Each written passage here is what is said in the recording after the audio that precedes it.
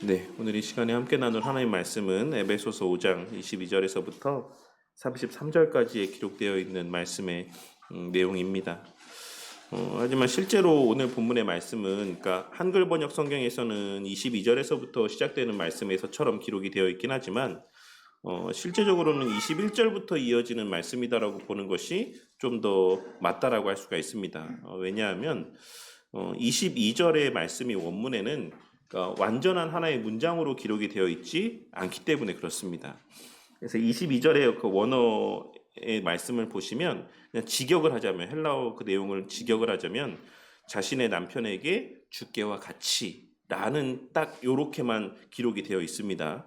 그래서 실질적으로 21절의 말씀은 20절까지의 말씀과 22절에서부터 이어지는 말씀을 이어주고 있는 역할을 감당하고 있다라고 할 수가 있습니다. 그리스도를 경외함으로 피차 복종하라 라고 하는 이 권면의 말씀으로 시작되는 이 권면의 말씀은 그리스도를 경외함으로 피차 복종해야지만 된다라고 하는 그 대전제로 그 이후에 이어지는 세 개의 실제적인 예를 모두 아우르고 있는 명령의 말씀이라고 할 수가 있는 것입니다. 그 가운데 첫 번째 적용의 말씀의 내용이 바로 오늘 우리가 함께 살펴볼 아내와 남편의 관계에 대한 말씀이 언급되어지고 있습니다. 바울 사도는 다음에 나오는 세 단락의 말씀에 기록된 그리스도인의 복종에 대한 예를 이제 설명을 하면서 의도적으로 아내를 남편보다 먼저 언급을 하고 있고, 또한 자녀를 부모보다 먼저 언급하고 있으며 종을 상전보다 먼저 언급하고 있는 것을 확인할 수가 있습니다. 그리고 이를 통해서 이어지는 말씀의 내용들이 모두 복종과 관계된 말씀이다라는 사실을 분명하게 밝히고 있는 것입니다.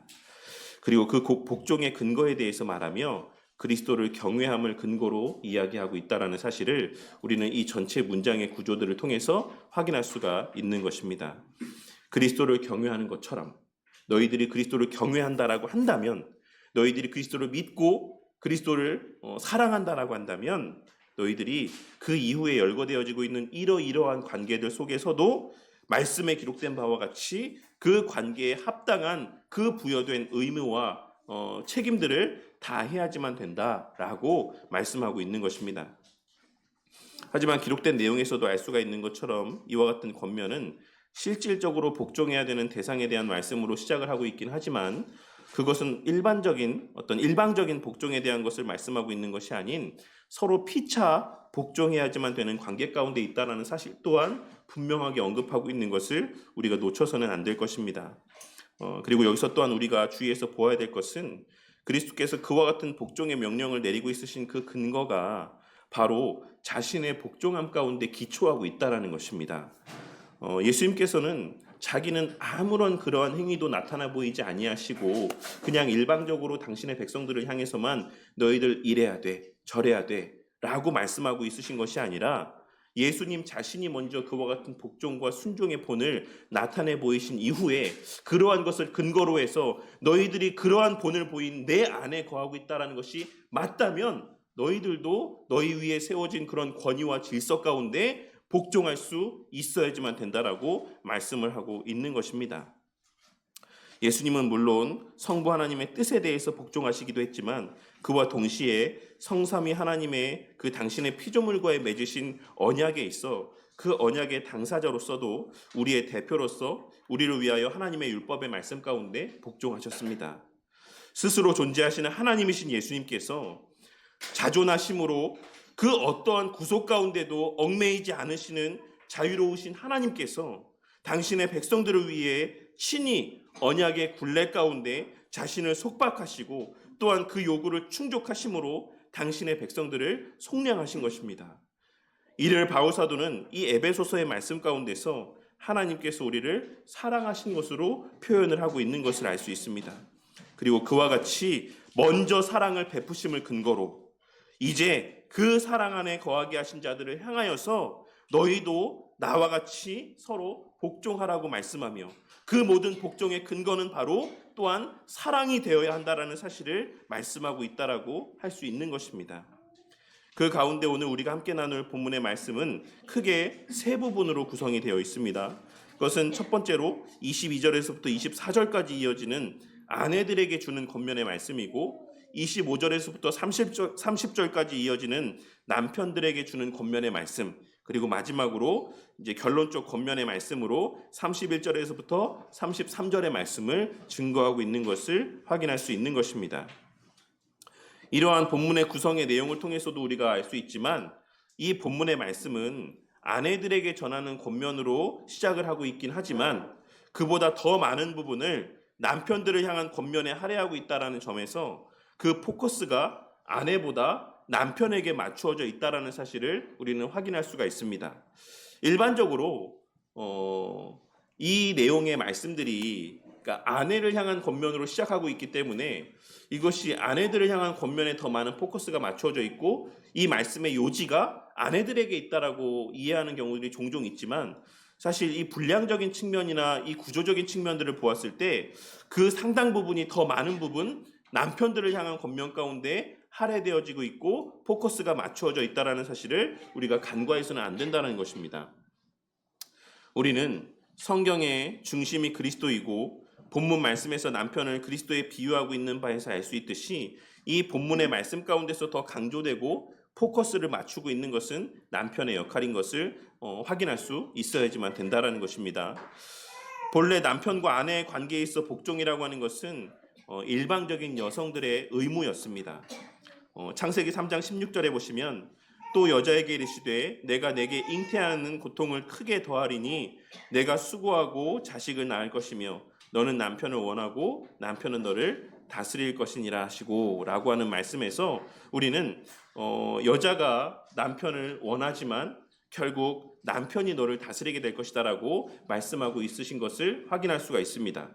여기서 여자가 남편을 원한다라고 하는 이 말씀의 의미는 물론 우리 성도님들도 이미 들어보셨겠지만 여자가 남편을 다스리기를 원한다라는 것을 의미하는 표현입니다. 그러니까는 지배하기를 원하고 통치하기를 바란다라는 그런 의미가 이 원한다라고 하는 표현의 의미 가운데 담겨 있다라는 것입니다. 그리고 이와 같은 관계가 명하여진 것은 인간의 범한 죄 때문이라고 할 수가 있습니다.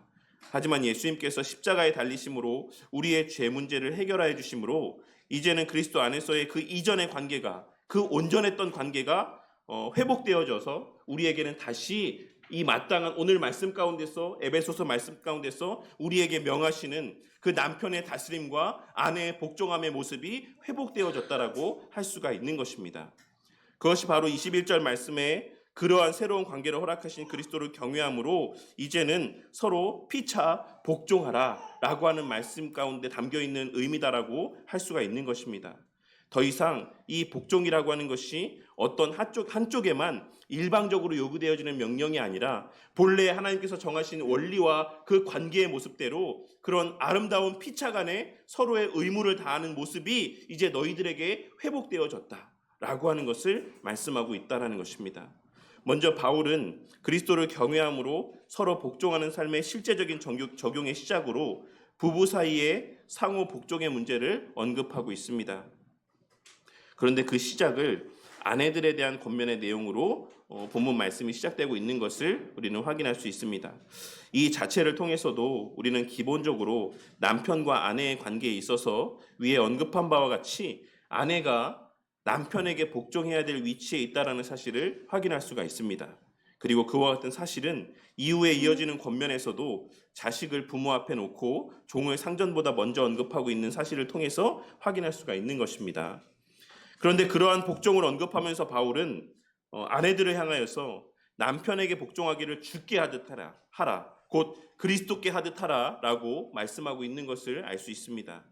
이는 부부 사이의 관계가 그리스도와 교회, 즉 성도들과의 관계의 원형이 된다는 사실을 의미합니다. 그렇기에 이 말씀은 부부 사이의 관계에 있어 각자 역할의 모습을 교회와 성도들 사이의 관계를 통해 배울 수 있으며 또한 성도들 또한도 각자 가정에서의 부부 사이의 관계의 모습을 통해 교회가 그리스도에 대하여 어떠해야 되는지를 배울 수 있다는 사실을 보여줍니다.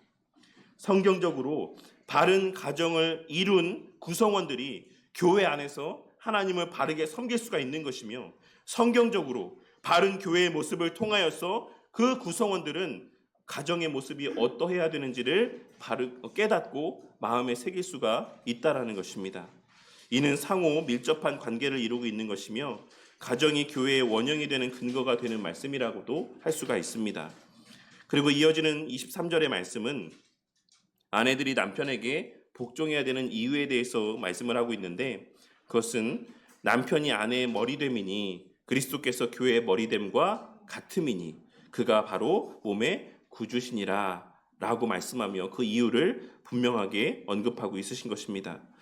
이는 창조에서 연유한 것으로 신약 성경의 다른 본문에서도 동일하게 등장하는 가르침의 내용이라고 할 수가 있습니다.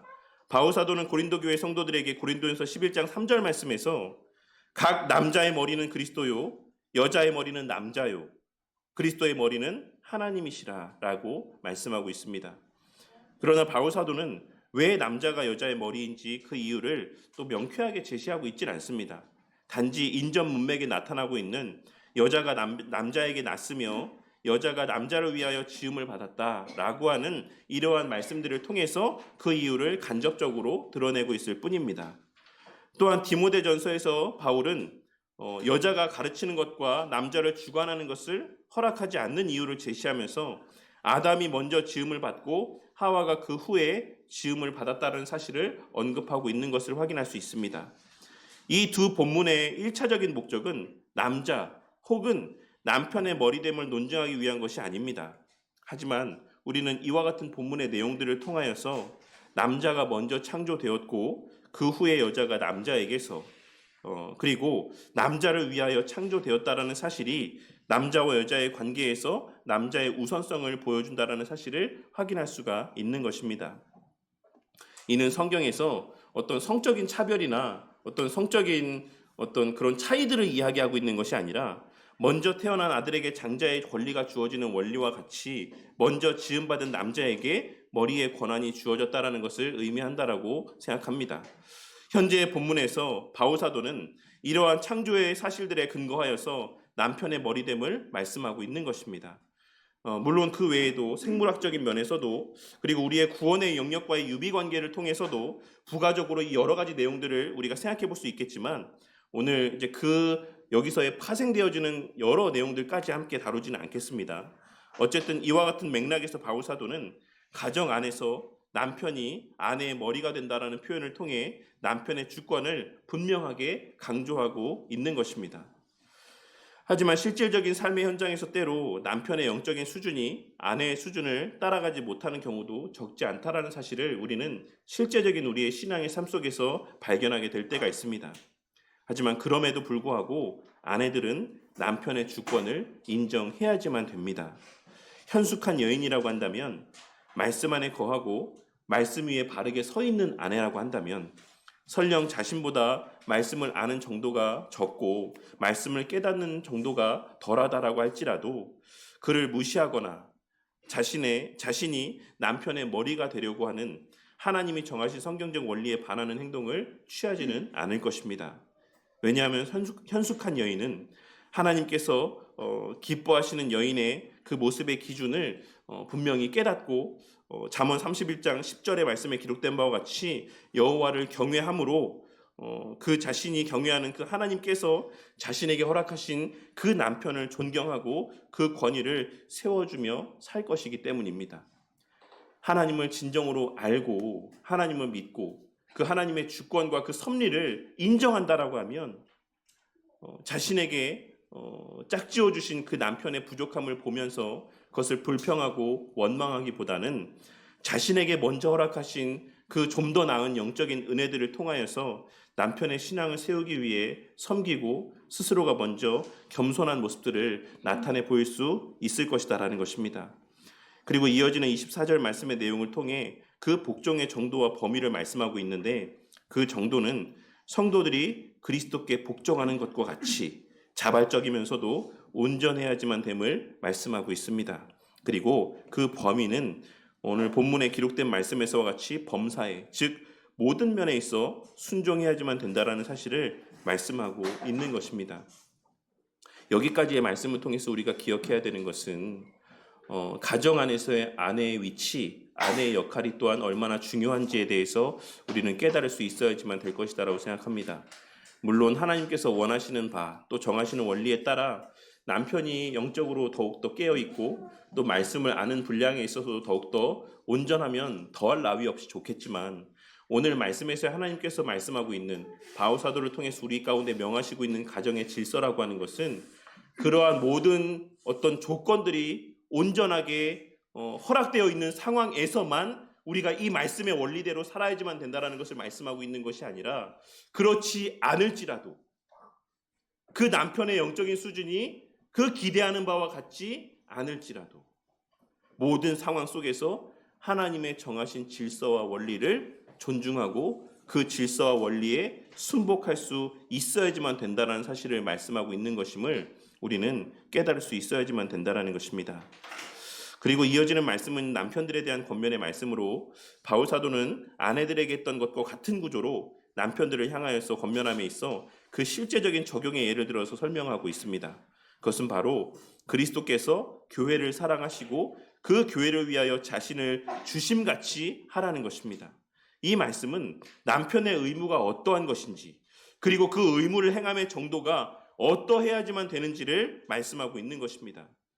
본문에서 바울 사도는 사랑이라고 하는 의미의 표현을 의도적으로 아가파오라고 하는 표현을 사용을 하고 있는데, 이는 우리가 잘 알고 있는 것처럼 아가페라고 알고 있는 표현에서 짐작할 수 있는 것처럼 무조건적인 사랑의 의미를 담고 있는 표현입니다. 바울 사도는 이를 통하여서 예수님께서 자신의 교회를, 자신의 백성들을 무조건적으로 사랑하신 것과 같이 남편들 또한 그 자신의 아내들을 사랑함에 있어서 그와 같이 희생적이고 이타적인 사랑으로 사랑해야지만 될 것을 말씀하고 있는 것입니다. 하나님께서 남편들에게 아내에 대한 사랑의 의무를 지어주시면서 그 표현을 하나님 편에서의 절대적인 사랑을 의미하는 아가파오라고 하는 표현을 사용하신 것을 우리는 주목해 볼 수 있어야지만 될 것이고 마음에 새길 수 있어야지만 될 것입니다. 그리고 이어지는 표현인 26절과 26절에 기록된 말씀, 예수님께서 교회를 사랑하셔서 교회를 위하여 자신을 내어주시는 행위를 하시는 그 목적 또한 우리는 살펴볼 수 있어야지만 되는데, 결국 27절 초반에 기록된 바와 같이 영광스러운 교회를 세우시기 위함이다 라고 하는 것을 우리는 주목해 볼 수 있어야지만 될 것입니다.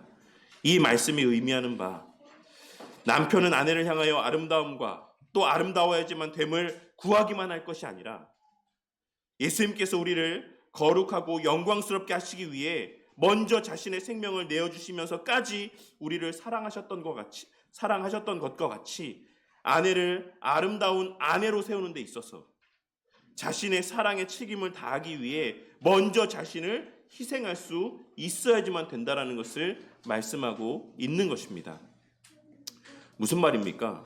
남편이 아내를 향해서 어떤 외적인 내적인 아름다움을 요구하기에 앞서서 이래야지만 돼, 저래야지만 된다라는 것들을 요구하기에 앞서서 그 남편은 우리 하나님께서 우리를 향해서 먼저 사랑을 베푸셨던 것처럼, 그 사랑과 섬김을 통해 당신의 백성들을 아름답게 세워가시는 것처럼 남편은 그 아내를 향하여서 아름다움을 먼저 요구할 것이 아니라, 쉽게 말하자면 이렇게 집에서 이렇게 하고 있는데 내가 어떻게 사랑할 수 있냐, 이런 말들을 할 것이 아니라 그 아내를 향한 먼저 선제적인 무조건적인 사랑을 베풀음을 통하여서 그 아내들이 스스로의 그러한 아름다움을 갖고갈 수 있는 어떤 조건과 여건들을 갖춰주는데 남편들이 먼저 애써야지만 된다라는 사실을 말씀하고 있다라는 것입니다. 이 말씀을 좀 더 이제 부연해서 설명드리자면, 일반적으로 우리가 사랑을 하면 예뻐진다라는 말들이 있죠. 이 말이 내포하고 있는 의미는 저는 이렇게 이해합니다. 사랑을 받으면 예뻐진다라는 식으로 저는 이해를 합니다. 그와 같은 맥락에서 바울 사도는 그리스도께서 자신의 생명을 내어주시면서까지 그 백성을 사랑하시고 거룩하게 하시고 영광스럽게 만드신 것과 같이 남편들 또한도 자신의 그 모든 사랑을 최선을 다해 그 아내에게 나타내 보임을 통하여서 아내들을 아름답게 만들고 또한 영광스럽게 만들어야지만 될 책임과 의무가 남편에게 있다라고 말씀하고 있는 것입니다. 아내들을 귀하게 여기고 아낌으로 돌보고 가꾸라는 말씀의 의미이며, 또한 1차적으로 아내들을 아름답게 할 책임은 근본적으로 남편들에게 있다라는 사실을 말씀하고 있는 것입니다. 그리고 물론 여기서 이야기하고 있는 이 아름다움이라고 하는 것은 제가 지금 예를 들었을 때에는 물론 외적인 아름다움에 국한해서 설명을 드렸지만, 본문에서 말씀하고 있는 이 아름다움이라고 하는 것은 비단 어떤 외적인 아름다움에만 국한된 것을 말씀하고 있는 것은 아닐 것입니다. 이는 본질적으로는 내적인 아름다움, 신앙적인 아름다움, 영적인 아름다움을 이야기한다라고 할 수가 있습니다. 그래서 남편은 아내가 신앙에 있어, 하나님을 섬김에 있어, 하나님의 형상으로서의 모습을 회복해 감에 있어 남편으로서의 먼저 도리를 다하며 그 아내가 온전한 신앙의 삶을 살아갈 수 있는 최선의 노력과 섬김의 모습을 나타내 보일 수 있어야지만 된다라는 것을 말씀하고 있다라는 것입니다. 그리고 그의 연장선상에 있는 부연의 설명의 말씀이 28절부터 30절까지의 말씀인데, 바울사도는 아내 사랑하기를 자기 자신과 같이 할지니 자기 아내를 사랑하는 자는 자기를 사랑하는 것이라 라고 말씀을 하고 있습니다. 이는 31절에 기록되어 있고 또한 창세기 2장 24절에 기록된 바와 같이 둘이 한 몸을 이루게 되었기에 어찌 보면 당연한 말씀이라고 할 수가 있습니다. 하지만 이 당연한 말씀이 지금 이 시대에는 현실적으로 적용되어지지 않고 있는 것 또한 사실입니다. 결혼을 하고 부부가 되었음에도 불구하고 네가 먹는 것은 네가 먹는 것이고 내게 유익이 되는 것은 내게 유익이 되는 것이다라고 하는 부부 사이의 어떤 단절과 괴리의 모습들을 보게 될 때가 많이 있고, 또 제가 예전에 얼마 전에도 설교 때인가 신학 강좌 때도 말씀드렸던 것처럼 오늘날 젊은 부부의 모습들 가운데서는 남편이 버는 돈은 남편이, 아내가 버는 돈은 아내가 따로따로 관리하며 살아가는 모습이 요즘에 어떤 트렌드와 같이 젊은 부부들 사이에 이제 보편화되고 있는 모습을 보게 될 때가 있습니다. 하지만 그러한 어떤 남편과 아내 사이에 이런 분리가 있고 단절이 있는 삶의 모습은 성경적 부부의 모습이 아니다라고 하는 사실을 우리는 기록된 말씀의 내용을 통해 발견하고 깨달을 수 있어야지만 될 것입니다. 남편은 사람들이 자기 자신을 끔찍히 여기고 또 귀하게 여기듯이, 아끼듯이 자신의 아내를 그렇게 끔찍하게 여기고 또 사랑해야지만 되는 것이고, 이는 지난주 신학 강좌 때도 나누었던 내용을 참고로 이제 말씀을 드리자면 아내를 진정 내 몸과 같이 여길 것을 말씀하고 있는 것이다라고 할 수가 있는 것입니다.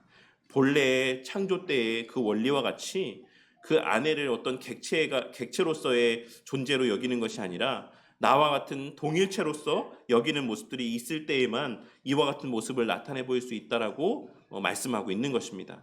그리고 뿐만 아니라 그리스도께서 늘 교회의 머리가 되어 말씀으로 그 양무리를 먹이시고 양육하시고 보호하시고 또한 바른 길로 인도하시는 것과 같이 남편 또한 아내에 대하여서 그런 양육의 책임이 있다라는 것 또한 우리는 오늘 말씀을 통해 발견할 수 있어야지만 될 것입니다. 그리고 그 이유는 30절에 기록된 말씀에서와 같이 우리가 그의 지체인 것과 같이 아내는 나의 지체, 내 몸 그 자체와 같기 때문인 것입니다. 사실 본래 30절 말씀의 시작은 왜냐하면 이라는 말씀의 표현으로 시작을 하고 있는데 한글 번역에는 그 내용이 기록이 되어 있지 않습니다. 사람이 자기 몸을 위하여 음식을 먹고 자기 몸을 위하여 숨을 쉬고 자신을 위하여서 필요한 물품들을 사는 것을 특별한 일로 여기지 않는 것처럼 아내를 위하여 부양의 책임을 다하는 것은 아무 특별한 일이 아니라, 그러니까 남편이 아내를 향하여서 자랑할 만한 일이 아니라 내가 이렇게 돈을 벌어오는데, 내가 이렇게 가정을 향해서 물질의 책임을 다하는데 라고 이야기할 만한 그런 특별한 일들이 아니라 너무나도 자신을 위해서 숨을 쉬고 먹을 것을 먹는 것처럼 당연한 일이다라고 하는 사실을 말씀하고 있는 것입니다. 이와 같은 남편에 대한 권면의 말씀의 전체적인 맥락의 내용을 정리해보자면 바울사도는 그 아내를 사랑하는 정도에 있어서는 각자가 자기 몸을 아끼고 사랑하는 것처럼 사랑하라고 말씀하고 있습니다. 그리고 그리스도께서 자신을 다 내어주신 것과 같이 사랑하라고 말씀을 하고 있습니다.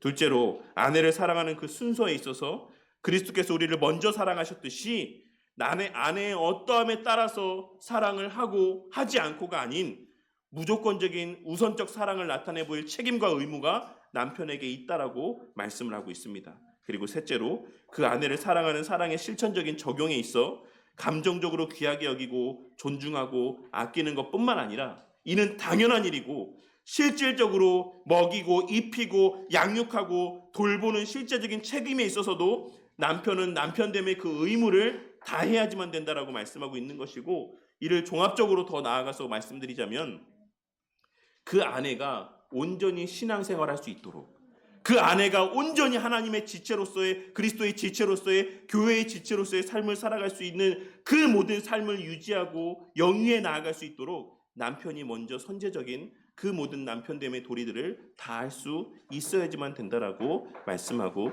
있는 것입니다. 그리고 그것이 곧 자신을 사랑하는 것과 같다라고 바울사도는 말씀하고 있는 것입니다.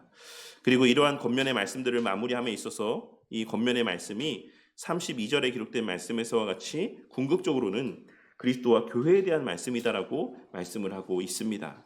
이는 궁극적으로 우리에게 결혼이라고 하는 제도를 허락하신 이유가 그리스도께서 당신의 자녀들을 어떻게 또한 얼마나 사랑하시는지를 나타내 보여주시기 위해 허락하신 예표적인 제도다라는 사실을 우리에게 말씀하여 주고 있는 것입니다. 그런 의미에서 우리 성도님들은 물론 뭐 다 결혼하신 성도님들은 뭐 이제 잘하셨고, 그 청년들 그리고 또 이제 앞으로 결혼을 해야지만 되는 나이에 있는 상황 가운데 있는 우리 청년들은 결혼이라고 하는 것이 선택의 문제가 아니다라는 사실을 또 마음 가운데 새기시는 은혜가 있기를 바랍니다. 제가 이제 학교에서 공부를 하고 있는데 지난번에도 언뜻 말씀드렸던 것처럼 교수님들 가운데도 이제 결혼의 문제를 이게 어떤 필수적인 것이 아니다라고 이렇게 이야기하시는 모습을 제가 이번 학기에 보고 조금 놀랬던 적이 있습니다. 물론 그 요지는 뭔지 알겠어요. 만약에 이것을 필수다라고 이야기를 하게 되면 결혼을 하지 않는 자들을 향해 이게 어떤 죄책감을 유발할 수 있다. 어떤 필연적으로 필수라고 하는 것에는 필연적으로 그에 대한 어떤 책임을 이제 담보하게 되어 있고, 그 책임은 필연적으로 또한 어떤 죄의 문제와 연결되어지게 되어 있다라고 이야기를 하면서 결혼을 어떤 그런 어떤 필수적인 것으로 보는 것은 조금 우려할 만하다 이렇게 표현하시는 걸 보고 제가 조금 의아스럽긴 했거든요. 근데 저는 믿기로는 결혼은 선택의 문제가 아니다라고 생각합니다. 하나님께서 창조 가운데 이미 타락 전에 명하신 하나님께서 우리에게 주신 귀한 제도인 것이고, 또 성경 말씀 가운데서 분명히 그것을 또 그리스도와 또 성도들 사이의 관계를 우리 가운데 나타내 보여주고 또 그로 말미암는 여러 유익들이 있다라고 말씀하시기 때문에 결혼이라고 하는 것은 물론 피치 못할 상황 가운데서 하지 못할 수도 있지만 그런 아주 지극히 예외적인 상황들을 제외하고서는 우리는 모두 결혼을 하고 가정을 꾸려야 되지만 늘 책임이 있다라고 하는 것을 오늘 본문의 말씀을 통해서도 다시 한번 우리는 깨달을 수 있어야지만 되겠습니다. 결혼을 통해서 우리는 그리스도와 성도 사이의 그 비밀을 깨달을 수가 있습니다. 그리스도와 성도의 연합에 대한 신비하고도 오묘한 진리를 더 깊이 이해하고 깨달을 수 있다라는 것입니다. 결혼을 하지 않은 우리 청년들은 절대로 알 수 없는 부분들이 있어요. 남자와 여자가 결혼을 하여서 한 가정을 이루고 남편과 아내의 관계가 되었을 때 그로만 우리가 이해할 수 있고 깨달을 수 있고 또 생각해 볼 수 있는 하나님과 우리 사이의 그 오묘한 깊은 그런 어떤 관계에 대한 깨달음들을 누리고 만끽할 수가 있다는 것입니다. 물론 여기서 말하고 있는 것은 정상적인 그리스도인의 가정 안에서의 부부 사이 관계 속에서를 말씀드리는 겁니다. 그렇게 그리스도인이라고 한다면 다른 그 무엇보다도 마땅히 그리스도 안에서 바른 신앙의 가정을 이루기 위해 애쓰고 노력하고 기도해야지만 될 것입니다. 왜 그렇습니까? 그것은 궁극적으로 그 자체를 통해서의 어떤 기쁨을 누리기 위해서가 아니라 그리스도의 사랑을 더 깊이 깨닫고 누리고 만끽하기 위해, 그리고 그리스도를 더 깊고 바르고 온전히 사랑할 수 있기를 위하여서 우리는 결혼을 할 뿐만 아니라 또 그 결혼의 관계가 온전히 유지될 수 있기를 위해서, 남편은 남편의 도리를 다하고 아내는 아내의 책임을 다할 수 있기를 위해서 우리는 언제나 기도하는 자들이 되어야만 한다는 것입니다. 그리고 그러한 선하고 본질적인 본질적으로 바른 의도와 목적을 갖고 우리 청년들이 배우자를 위해서 기도할 때 하나님께서 바로 반드시 그러한 기도를 들으시고 그 기도 가운데 응답하실 것이다라고 생각을 합니다. 내 자신의 유익과 외적으로 보여지는 모습을 위해서 배우자를 구하는 것이 아니라 그리스도의 사랑을 더 깊고 또한 바르게 깨닫고 교회를 더 바르게 섬기고 그리스도를 더 바르게 섬기기 위한 수단으로서 결혼을 구할 때 배우자를 위한 기도를 할 때 하나님께서 반드시 그 기도를 모른 척하지 아니하시고 그 기도 가운데 응답하실 것이다라는 것입니다. 그리고 이어지는 끝맺음의 말씀은 이제 33절에 이하의 말씀, 33절의 말씀인데 그러나로 번역되어 있는 이 표현은 사실 그래서 내가 다시 말하거니와 라고 번역을 하는 것이 좀 더 합당한 번역입니다.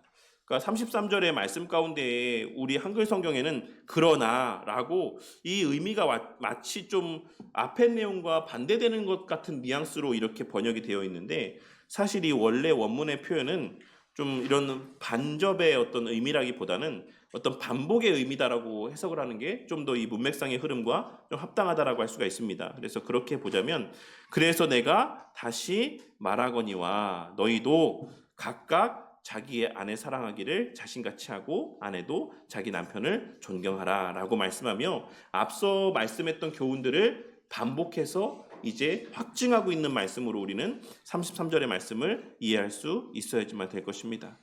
이는 결혼이 그리스도와 교회의 신비스럽고 오묘한 의미를 드러내 보여주는 수단이 되는 것이기 때문에 결혼의 그 본래 의미, 존재의 의미와 목적대로 너희들이 진정 그리스도와 교회의 관계의 그 의미를 부부 관계를 통하여서 바르게 이해하고 누리고 싶다면 그리하여 그리스도 안에서의 참된 기쁨과 평안과 만족을 누리기를 원한다라고 한다면 주의 몸된 교회 안에서의 온전한 기쁨과 유익들을 누리고 만끽하기를 원한다라고 한다면 자기 아내 사랑하기를 자신같이 하고 아내도 자기 남편을 존경하라고 말씀하고 있는 것입니다. 그렇게 아내를 사랑하고 남편을 존경할 때에 여기서의 이제 존경하다라는 의미는 권위에 대한 인정에서 나오는 공경을 의미하는 표현입니다. 그와 같이 남편의 권위를 인정하고 공경할 때 우리는 우리가 교회 안에서 그리고 실제의 삶 속에서 어떻게 그리스도를 실질적으로 대하고 살아야 될지를 알 수 있게 될 것이고 또한 그리스도가 교회를 어떻게 아끼고 사랑하시는지를 깨달으며 교회 안에서의 온전한 신앙의 삶을 살아갈 수 있게 될 것을 말씀하고 있다라고 할 수가 있습니다. 오늘의 말씀은 1차적으로는 그리스도 안에서 부부 사이의 관계에 대해서 말씀하고 있는 본문입니다. 그리고 더 나아가서는 그 부부 사이의 관계가 무엇을 의미하는지를 말씀하고 있다라고 할 수 있습니다. 궁극적으로는 결혼이라는 제도를 통해 허락하신 부부의 관계는 그 부부 사이의 만족과 즐거움에만 초점이 맞추어져서는 안 되고 궁극적으로 그를 통하여 그리스도의 사랑을 깨닫고 그리스도를 향한 사랑을 깨달아야지만 된다라고 말씀하고 있습니다. 그렇게 우리는 남편의 주 안에서의 권위를 인정하고 공경해야지만 되는 것입니다. 그렇게 우리는 아내를 내 몸과 같이 사랑하고 귀하게 여기며 보살펴야지만 되는 것입니다. 단순히 그 가정을 잘 유지하기 위해서만이 아니라 내 자녀들에게 좋은 가정을 이렇게 보여주기 위해서의 목적이 아니라 하나님을 위하여 그리스도를 위하여 그리고 우리 개개인과 하나님 사이의 관계를 더 잘 유지하기 위해서 우리는 마땅히 그러해야지만 될 책임과 의무가 있다라는 것입니다. 그리고 또한 앞서도 말씀드렸던 것처럼 이 주의 몸된 교회가 더욱더 온전히 교회다운 모습을 나타내 보이게 되기를 위해서라도 우리는 그런 목적에서라도 우리는 가정 안에서의 남편과 아내의 책임과 의무를 다해야지만 될 그런 책임이 있다라는 사실을 우리는 오늘 말씀을 통해 깨달을 수 있어야지만 된다라는 것입니다. 그렇게 부모가 바른 부부의 관계를 몸소 실천하며 자녀들 앞에 그 본을 나타내 보일 때 우리 자녀들은 부모의 그러한 서로를 사랑하고 공경하는 모습을 통하여서 그리스도께서 우리를 어떻게 아끼고 어떻게 사랑하시는지를 깨달을 수 있을 것이며 우리가 그리스도를 어떻게 공경해야 되는지를 배워갈 수 있을 것입니다. 그리고 그렇게 자라난 자녀들이 교회 안에서 바른 신앙인으로 바른 그리스도인으로 하나님을 기쁘시게 하는 일꾼으로 교회를 세워나가게 될 것이며 더 나아가 세상 속에서도 하나님을 경외함으로 하나님께 영광 돌리는 능력 있는 신앙의 삶을 살아가게 될 것입니다. 이 모든 것의 출발점이 교회의 원형이 되는 가정이라는 사실을 명심하시기를 바랍니다. 그리고 그 가정의 근본적 구성원이라고 할 수 있는 남편과 아내 사이의 관계가 그 교회의 건강함을 결정하는 또 중요한 하나의 요인이 된다라는 사실을 깨닫게 되는 은혜가 있으시기를 바랍니다.